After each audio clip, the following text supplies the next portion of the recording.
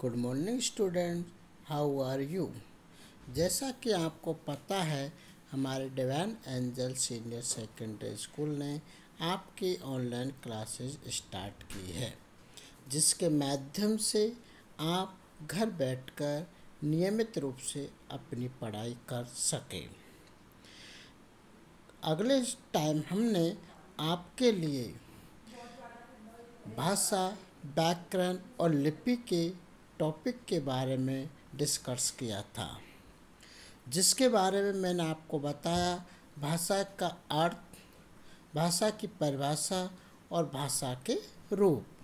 आज उसी टॉपिक पर हम डिस्कस करने जा रहे हैं। भाषा के बाद आता है व्याकरण। व्याकरण क्या होता है, जिसके बारे में आपको अच्छे से बता देता हूँ।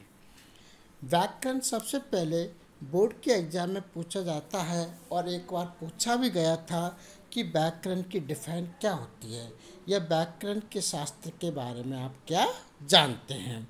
तो व्याकरण का अर्थ विश्लेषण करना होता है। लिसन प्लीज, ध्यान से सुने।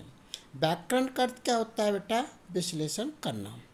व्याकरण वह शास्त्र है जो किसी भाषा के शुद्ध रूप को लिखने एवं बोलने के नियमों का ज्ञान कराता है।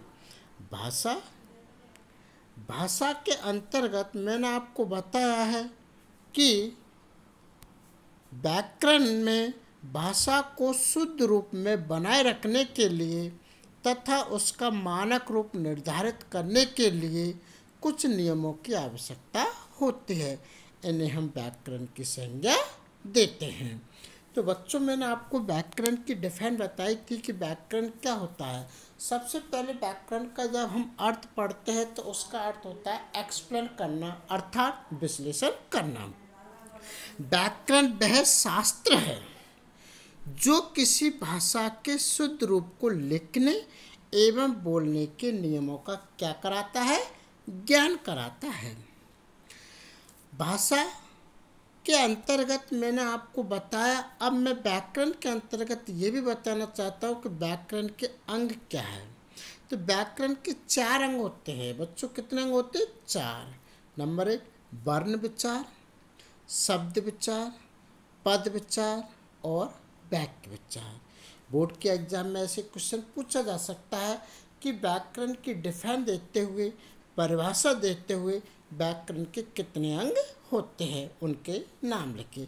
तो आपको ये चारों नाम लिखने हैं। नंबर 1 वर्ण विचार, नंबर 2 शब्द विचार, नंबर 3 पद विचार और लास्ट है आपका वाक्य विचार। अब इसके माध्यम से हम आगे, ये हो गया हमारा व्याकरण का छोटा सा टॉपिक। अब बातें करते हैं हम लिपि। लिपि क्या होती है?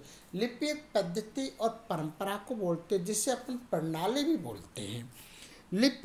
लिपि कई भाषाओं की अलग अलग लिपि भी होती है, जिसके माध्यम से हिंदी, मराठी, संस्कृत, कोंकणी आदि जो भाषाएं होती है वह देवनागरी लिपि में लिखी जाती है। कौन सी लिपि में? देवनागरी लिपि में। तो देखिए, अलग अलग भाषाओं की अलग अलग लिपि होती है, जिसको हम लिख सकते हैं, संकेत दे सकते हैं और उसकी प्रणाली पद्धति को बता सकते हैं, जिसमें मानक रूप निर्धारित किया जाता है। तो आइए बच्चों, ध्यान से सुने। हम बताते हैं आपके लिए लिपि क्या है और अलग अलग भाषाओं की किस प्रकार लिपि से ये लिखा जाता है, और हमारे भारत में प्राचीन लिपियाँ कौन कौन सी होती है, इसके बारे में आज आपको और भी ज़्यादा डिस्कस करने जा रहा हूँ। तो सुनिए बच्चों, लिपि लिखित ध्वनि संकेतों को लिपि कहते हैं। लिपि किसे कहते हैं? लिखित ध्वनि संकेतों को लिपि कहते हैं। भाषा की लिपि अलग अलग होती है, अर्थात अलग अलग भाषाओं की अलग अलग लिपि भी होती है। जैसे हिंदी, मराठी, संस्कृत और कोंकणी ये देवनागरी लिपि में लिखी जाती है। फारसी ये उर्दू भाषा में होती है, अर्थात उर्दू भाषा को हम फारसी लिपि में लिखा जाता है। अंग्रेजी को रोमन लिपि में और पंजाबी को गुरुमुखी लिपि में लिखा जाता है। ये अलग अलग भाषाओं की अलग अलग लिपि हो गई है। माध्यमिक शिक्षा बोर्ड राजस्थान में ऐसे क्वेश्चन हर बार पूछे जाते हैं। ऐसे भी क्वेश्चन आ सकता है कि 4 भाषाओं की कोई लिपि बताइए, तो आपको ऐसे 4 भाषाओं की अलग अलग लिपि भी बतानी पड़ सकती है। आइए नेक्स्ट हम बातें करते हैं भारत की प्राचीन लिपियाँ कौन कौन सी होती है। देखिए बच्चों, भारत की प्राचीन लिपियाँ 2 होती है। नंबर 1 ब्राह्मी लिपि, नंबर 2 खरोष्टी लिपि। कौन सी होती है? ब्राह्मी लिपि और खरोष्टी लिपि। लेकिन देवनागरी लिपि का विकास ब्राह्मी लिपि से होता है।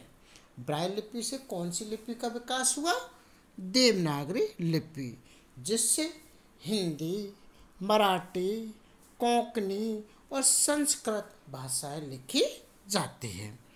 अब आइए बच्चों, हम बातें करते हैं देवनागरी लिपि की कौन कौन सी विशेषताएं होती हैं।